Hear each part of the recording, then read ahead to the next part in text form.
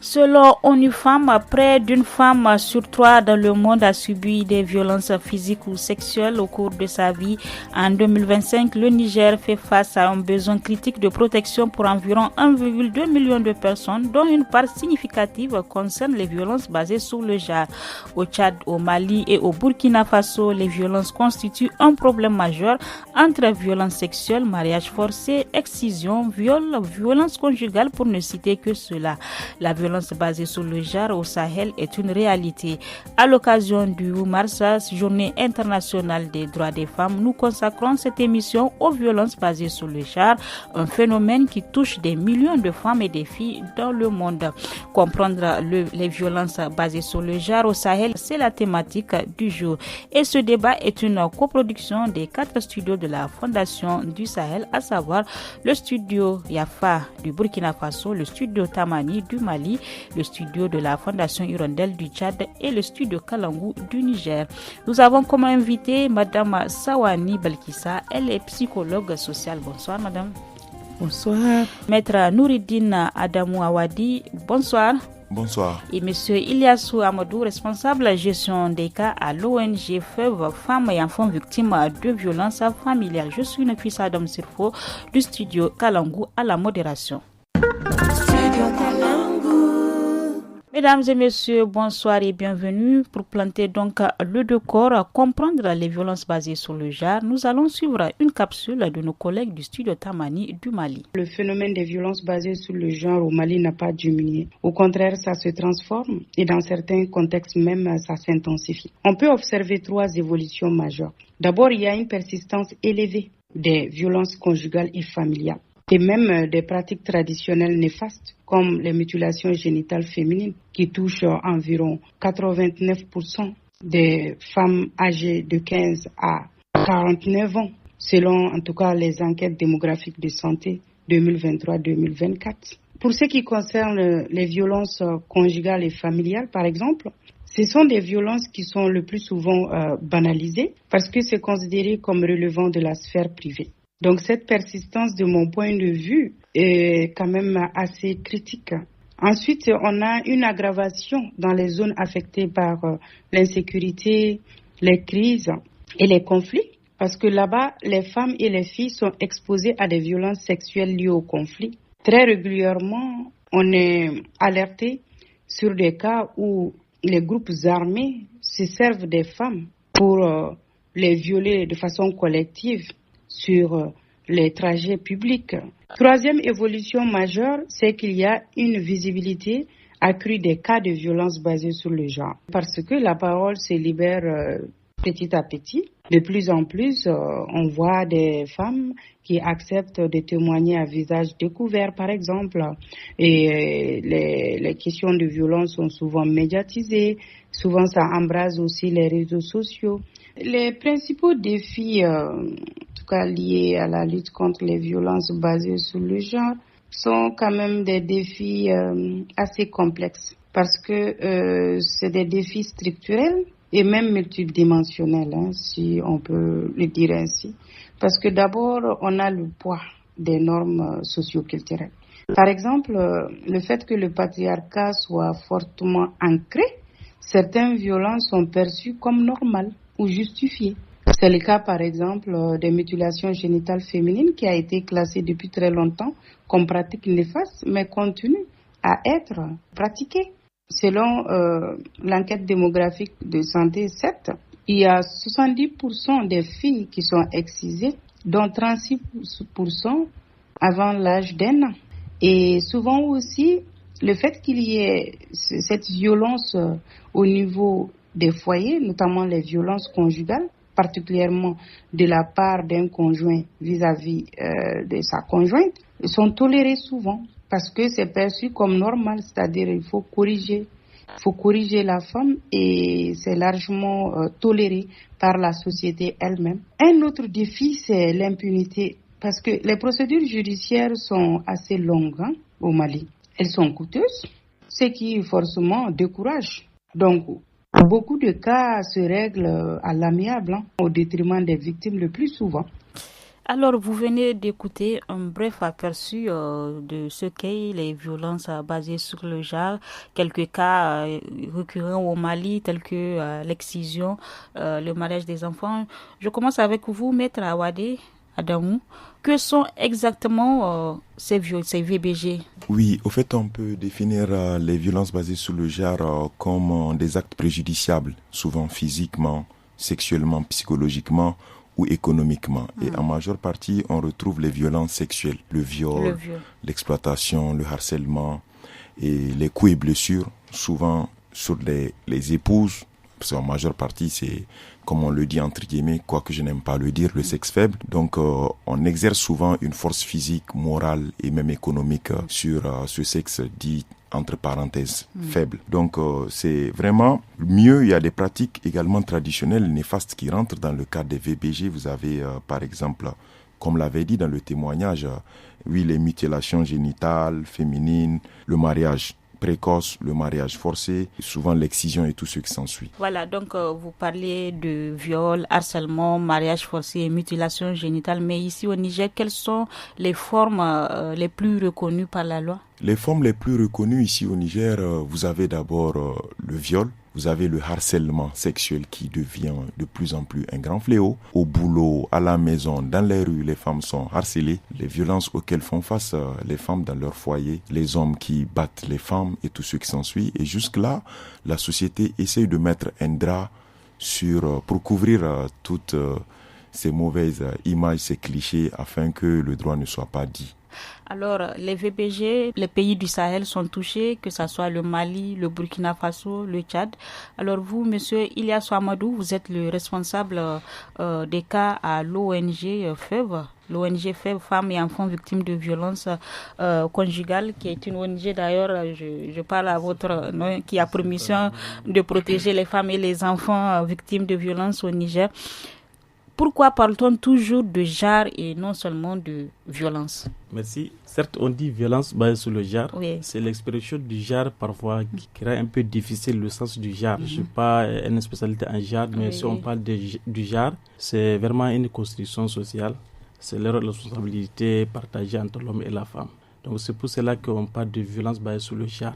Donc comme maître vient de définir, vraiment tout acte préjudiciable commis sur une personne contre sa volonté, qui est aussi partagé sur les responsabilités. Pour cela qu'on parle de violences basées sur le genre. Et quelle est votre analyse de la persistance de ces VBG dans nos pays? D'abord, je veux m'appeler dans le cadre de la stratégie nationale de prévention et réponse de violences basées sur le genre et prévention et exploitation abus sexuels. C'est une étude qui a été faite en 2023 par ministère de la promotion de la femme et de l'enfant, donc qui détermine au nombre de VBG selon les cas enquêtés ou bien auditionnés. Plus de 29% des personnes enquêtées sont victimes de ces violences et aussi 38,2% des femmes qui sont victimes et 16,3% des hommes aussi qui sont victimes de ces violences. Donc vraiment, l'ampleur de violence, vraiment, ça touche au niveau de la communauté.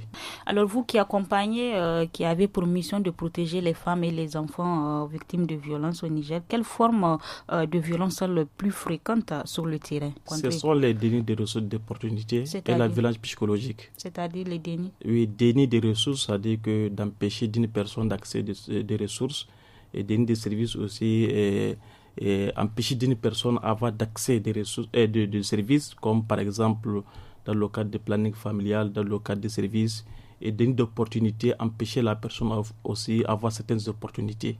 Et aussi la violence psychologique ou émotionnelle aussi, vraiment ce sont des types de violences qui sont plus fréquentes au niveau de notre organisation, ou bien les cas qui sont en train de référer. D'accord. Alors, Madame Sawani Balkissa, vous êtes psychologue sociale. Donc, nous parlons des VBG, les violences basées sur le genre. Quelle est votre perception de ces VBG dans notre pays? Les VBG ne sont pas des faits divers, mais une réalité. Une réalité du terrain dont vraiment, si on fait le constat, le camarade l'a dit, toute femme que vous voyez a subi au moins une fois de violence dans sa vie. Quelle que soit la forme. Quelle que soit la forme, oui. Et selon vous, aujourd'hui, quelles peuvent être vraiment les causes? Nous avons des normes sociales et culturelles qui sont ancrées dans le bas âge dans la famille.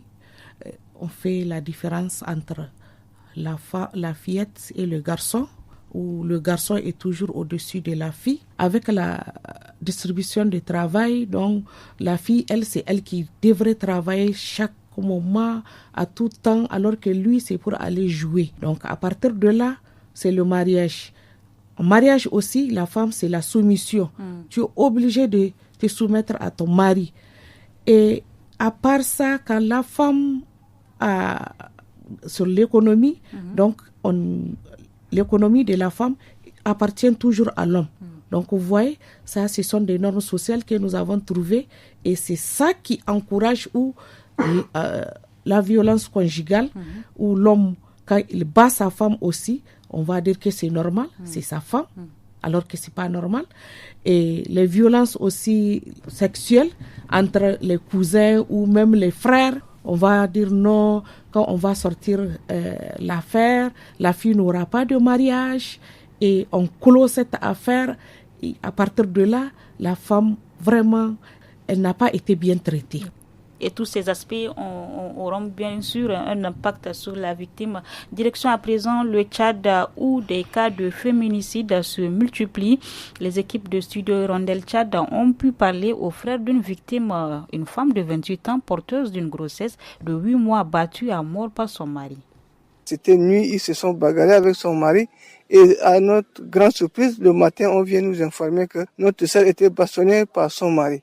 Et quand on partait pour la voir, ils l'ont déjà amenée à l'hôpital. On les a poursuivis à l'hôpital. On a trouvé que ça ne tenait plus. C'est partant de là qu'elle a rendu l'âme. On n'a pas pu demander qu'est-ce qui s'est passé. Même le vaginage, personne n'a mis pied. Chaque fois quand il sort, il revient là, il la bastonne souvent comme ça. Souvent, on le dit, mais rester dans une foyer là, c'est toujours difficile. Chaque fois là, il faut chercher toujours à arranger et que de taper à chaque fois. Un jour, quand ça va changer à autre chose, nous n'allons pas être d'accord avec lui. C'est ce qu'on le disait à chaque temps. Il va répondre à ses actes devant le procureur de la République. À d'autres gens, nous leur dirons que si ce cas arrive dans leur foyer, il faudrait qu'ils retrouvent les parents et asseoir et puis parler. C'est encore mieux que de taper sur la femme et jusqu'à la mener à la mort. C'est pas bon.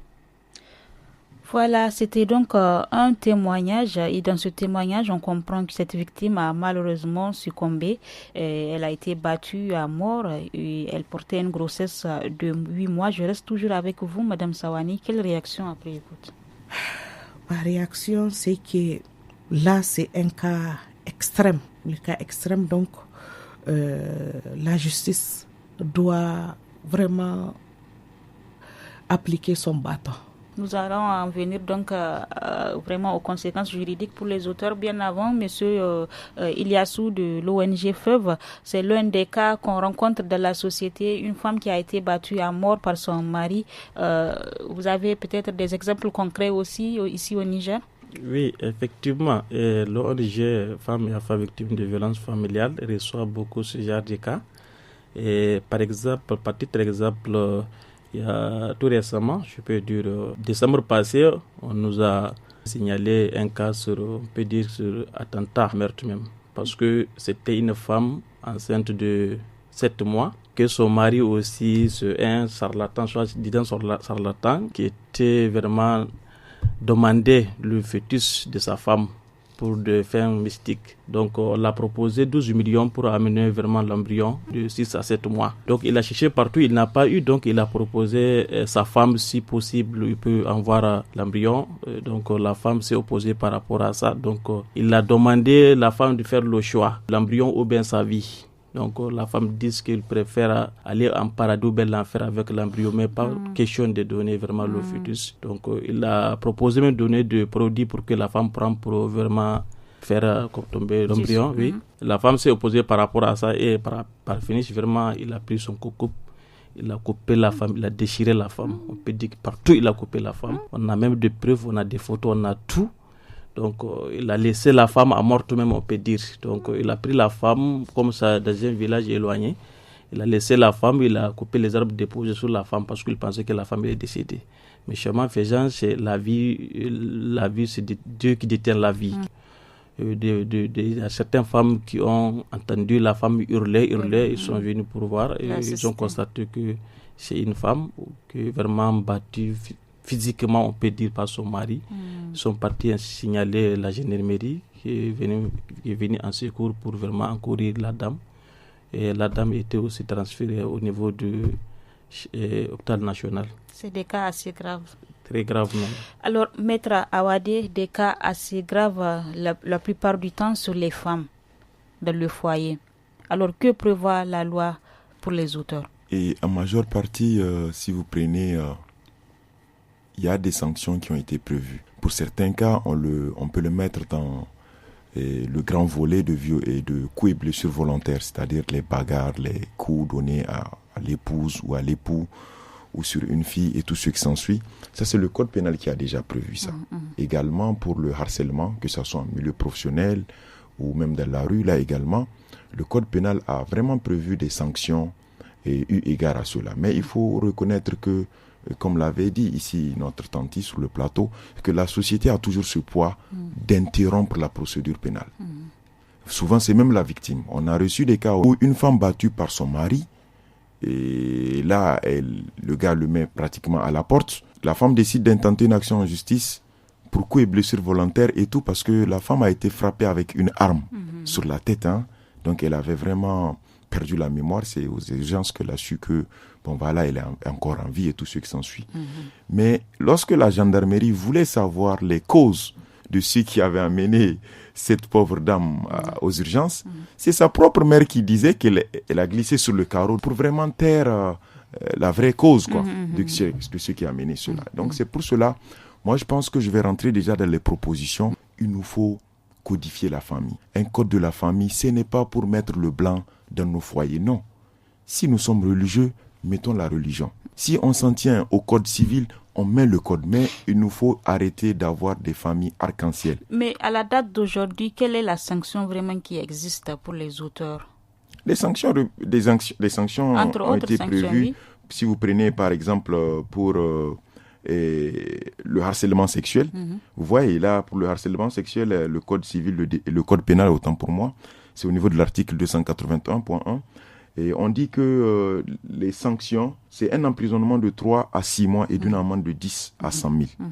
Et si le harcèlement est exercé dans un cadre professionnel, donc la hiérarchie sur un subordonné, là ça va encore loin.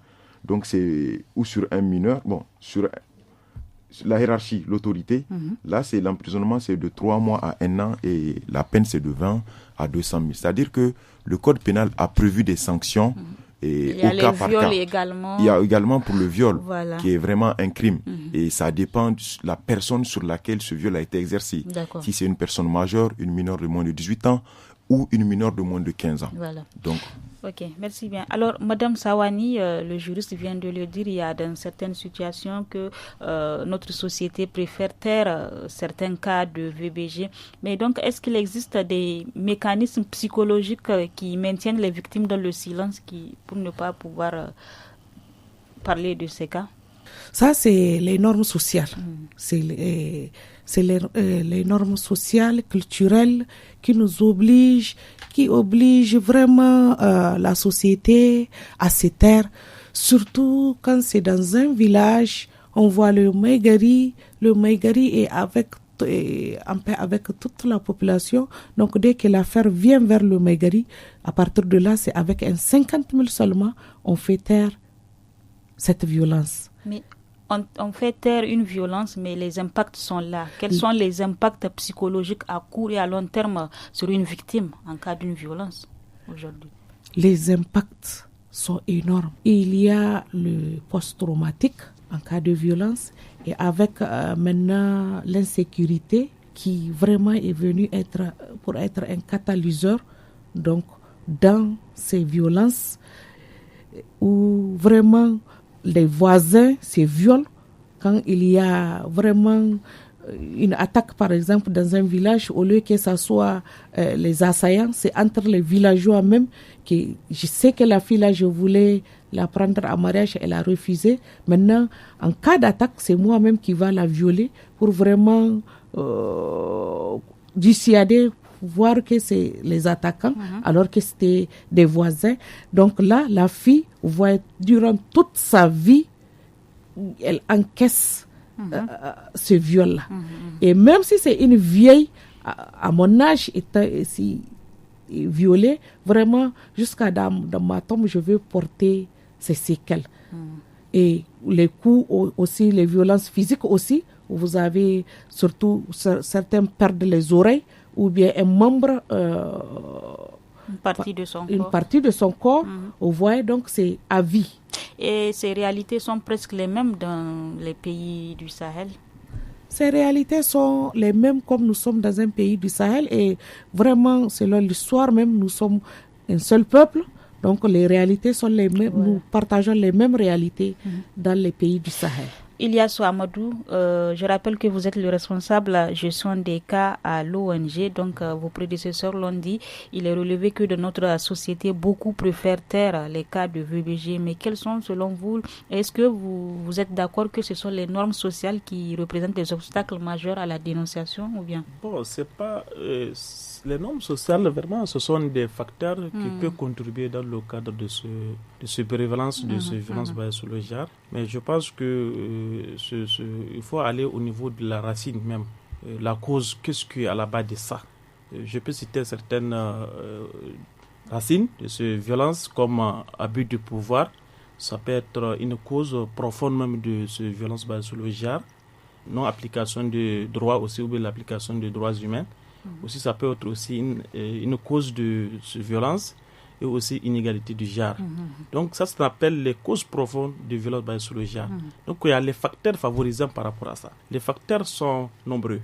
Par exemple, la pauvreté, le banditisme, l'ignorance, non-application de la loi, mal-interprétation de la religion. Tous ces facteurs, ça peut contribuer à des violences basées sur le genre. Ce ne sont pas seulement les normes sociétales ou les normes culturelles. Donc il y a assez de facteurs qui peuvent contribuer dans le cadre de violences basées sur le genre. Oui, alors, et lorsque votre ONG est saisie, quels sont les services que vous offrez vraiment aux victimes? Ok. Notre organisation, SOS Femmes et Enfants Victimes de violences familiales, on a des services spécialisés dans le cadre de gestion de cas ou bien prise en charge de la survivance. Donc, tout d'abord, il y a un service qu'on appelle le service psychosocial. Donc, les psychologues et les assistants sociaux qui sont là pour écouter le cas, analyser, évaluer les besoins de la survivante pour savoir réellement le problème et où, comment faire. Donc, après avoir identifié ce problème, donc l'assistant social, celui de faire référencement interne ou bien externe. Si c'est interne, si ça nécessite d'une violence psychologique, donc la psychologue elle est là, ou bien le psychologue il est là pour prendre en prise en charge psychologique. Si ça nécessite prise en charge juridique, le juriste il est là pour des conseils juridiques, des informations relatives à ce cas. Si ça nécessite aussi de prise en charge sanitaire, le médecin il est là pour des conseils par rapport à la santé. Donc, si ça nécessite aussi orientation ou référencement externe, donc nous travaillons en parfaite collaboration avec les acteurs qui interviennent dans le cadre de prise en charge des VBG, tels que la police, la gendarmerie et la justice. Donc, nous faisons de référencement contre référencement, nous travaillons. Parce qu'en matière de VBG, un seul acteur ne peut pas travailler. Justement, c'est toute une chaîne. C'est la synergie d'action, voilà. C'est une chaîne qui devrait voir dans quelle mesure il peut aider la survivante. Alors, je reviens vers vous, Madame Sawani. On sait que les traumatismes sont énormes sur une survivante de VBG. Alors, quel est l'accompagnement qu'on doit faire pour une victime? Comment vous accompagnez une victime qui vous approche? Quand une victime nous approche, c'est le référencement. On référence la plupart des temps.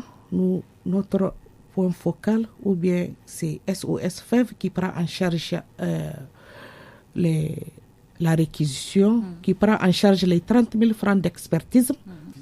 Même si c'est physique, ensuite nous ferons intervenir la police, la gendarmerie et ensuite il y a la santé aussi. Et aussi on fait intervenir les juristes aussi. Donc, à la justice aussi, il y a des juges qui sont là pour, en tout cas, accompagner les victimes. Oui, et sur l'aspect psychologique, comment vous assistez une personne, une victime C'est qui a l'écoute. besoin? Oui. C'est l'écoute. On l'écoute. Après l'écoute, il y a le consentement éclairé. C'est à la victime, si elle voulait vraiment qu'on repousse vers la gendarmerie ou la police, donc on va vers. Et de là aussi, avant la police ou la gendarmerie, c'est la santé d'abord. On va sur le plan santé, on cherche donc les moyens d'expertise. Ensuite, on l'accompagne à l'hôpital ou à la maternité. Ensuite, on lui cherche un lieu sûr. Aussi, c'est toujours SOS FEV.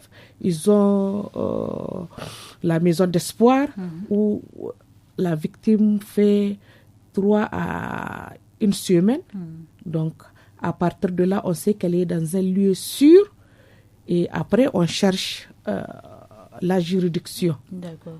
Alors, c'est une assistance vraiment pour éviter à la victime de culpabiliser. Oui. Voilà. Avant de terminer, allons au Burkina Faso. Victimes de pression psychologique, de violences physiques, beaucoup d'hommes choisissent de se taire par peur du jugement, par honte ou pour préserver leur statut dans la communauté. Alors, pourquoi ce sujet est-il tabou? Quelles sont les souffrances que subissent aussi les hommes? Et surtout, comment briser cette chaîne de silence? Studio Yafa a tendu son micro aux citoyens dans les rues de Ouagadougou. Entre regards critiques et pistes de solutions, écoutez ce micro-trottoir. Il y a des hommes qui se font battre par leurs femmes, il y a des hommes qui se font agresser verbalement, c'est-à-dire la femme est injurieuse, elle insulte son mari, ou bien elle mène des actions. Souvent aussi il y a des violences silencieuses, c'est-à-dire elle est là, elle se comporte d'une manière qui te plaît pas. Et toi, ça t'impacte psychologiquement et moralement, tout ça. Ça a des effets, on peut considérer tout ça comme des violences, des formes de violence. C'est pas que physique, mais émotionnel, verbal et autres. L'homme est trop fier pour dire que non, je me fais battre par ma femme à la maison et consort. Donc, je pense que c'est dû à ça. Il faut dire qu'en général, les hommes ne sont pas très causants. C'est vrai que c'est des sujets qui sont assez délicats. Ça touche quelque part à l'intimité des foyers de tout un chacun. Et puis voilà. Donc on est plus enclin à avoir entendu, surtout de nombreuses fois, les violences faites aux femmes, aux enfants, mais aux hommes, c'est pas évident du tout. Je crois que c'est la réserve aussi liée à la gente masculine, je pense. La majeure partie des hommes sont introvertis. Il y a que dans la première chose, on n'accepte pas de dire certaines choses à autre. On est un peu introverti, on dit que c'est des sujets qui sont assez délicats, on n'en parle pas. Et c'est ça qui fait qu'on rumine, et puis ça finit par s'exprimer sous d'autres formes malheureuses. En réalité, vu que c'est un tabou, dû à notre façon de penser, parce que les gens n'ont pas intégré le fait que n'ont pas intégré l'égalité des sexes. Donc ça fait que une femme qui est tabassée, elle sait immédiatement où aller au commissariat, action sociale, gendarmerie, mais l'homme, je pense pas vraiment, s'il y en a, je n'ai pas entendu parler d'une structure qui gère ce genre de cas. Il n'y en a pas. Donc, il faudrait installer cette structure-là et faire sa promotion pour que les gens comprennent. Et vu que c'est un truc tabou, voilà, pour que les gens puissent aller discrètement gérer leurs problèmes. Parce qu'il n'y en a pas, je ne vois pas. Donc, s'ils vont à l'action sociale, à la gendarmerie, ça sera la même fierté qui sera touchée, en fait. Voilà, peut-être une structure spécialisée pour ce genre de cas. Sinon, pour le moment, je ne peux pas dire où la personne peut aller vraiment s'il est violenté. Un garçon, en tout cas. Il y a des hommes qui sont violentés, qui sont aussi victimes de violences, de VBG. Est-ce que vous avez des cas ici au Niger? Vous recevez des cas ou bien? Bien sûr, on reçoit des cas des hommes qui sont victimes de violences basées sur le genre. Mais qui préfèrent aussi taire? Ça dépend de la nature de l'infraction ou bien de la violence. Aujourd'hui, il y a beaucoup des hommes qui viennent dénoncer qu'ils sont victimes de violences. Que ce soit violence conjugale, c'est-à-dire que dans le foyer, que ce soit aussi des agressions sexuelles ou bien aussi des attentats à la pudeur. On reçoit beaucoup de cas par rapport à ça. Aujourd'hui, les hommes viennent pour dénoncer par rapport à ça. D'accord. Avant, c'était un tabou.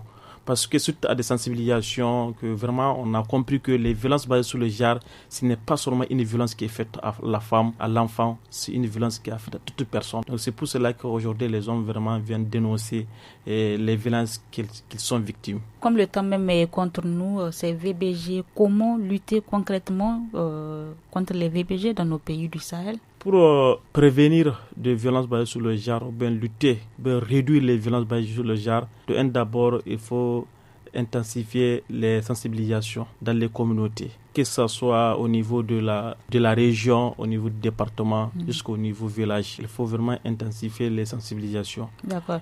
Il y a la campagne internationale, la He4She, lancée par l'ONU Femmes. Quel est son enjeu vraiment dans cette lutte contre les VBG? C'est important quand je parle de sensibilisation dans le contexte et aussi vraiment faire de renforcement des capacités des acteurs qui interviennent dans le cadre de prise en charge des cas de VBG, au moins pour réduire les risques de VBG. Et aussi, il faut intensifier aussi des approches communautaires. Il faut aussi faire des dialogues communautaires, utiliser les radios communautaires dans le cas de sensibilisation et information pour vraiment réduire les violences basées sur le genre. Merci bien. Alors, Maître Awadé, que dire à ceux-là qui pensent que beaucoup d'affaires n'aboutissent pas à la justice en cas de VBG? Que dire à ces personnes pour les recours? Au fait, pour répondre à cette question, la justice n'est pas là pour les déshydratats des uns et des autres. Si vous décidez d'aller en justice, il faut avoir le courage d'aller jusqu'au bout. Sinon, il y a des cas d'abandon. Les gens partent, ils portent plainte et par la suite, c'est eux qui reviennent avec des arguments souvent fallacieux pour retirer la plainte. Maintenant, relativement à la question précédente qui a été posée à mon camarade, les hommes sont victimes également de violences, mais il y a l'orgueil. Il y a l'orgueil qui les pousse à ne pas le dire. Et souvent, c'est ceux qui s'extériorisent à travers une autre forme de violence qui est l'abandon de la famille, les coups et blessures et tout ce qui s'ensuit. Mais moi, j'ai eu 2 cas. Un homme qui s'est présenté pour dire que sa femme le violente et qu'il n'a pas sa tête, il ne dort pas et la femme est plus forte qu'elle physiquement que lui, autant pour moi, et qu'il lui arrive souvent que la nuit, que cette dernière puisse le frapper. Pour cela, la loi a été claire. Au fait, il n'y a pas une loi pour les femmes ou pour les hommes. Elle est de portée générale. Donc, s'il y a un homme qui pense qu'il est violenté dans son foyer, il peut également intenter une action en justice. Mais pour la majeure partie, les femmes intentent des actions.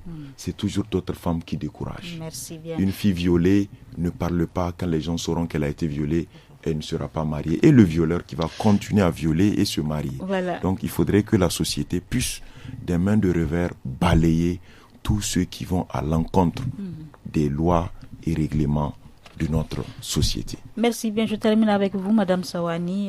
Quel conseil pour vraiment prévenir ce phénomène? Pour prévenir ce phénomène, c'est de rompre avec ces normes sociales. Vraiment, il faut briser le silence. Il faut dénoncer. Et